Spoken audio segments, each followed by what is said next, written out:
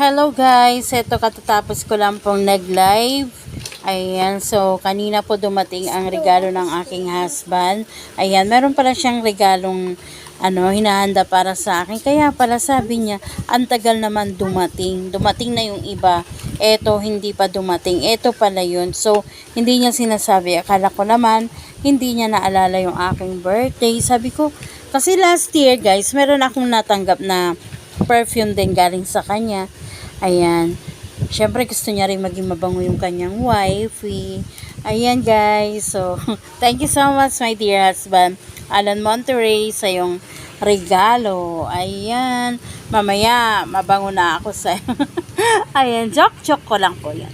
Ayan, thank you so much sa regalo mo my husband. Ayan.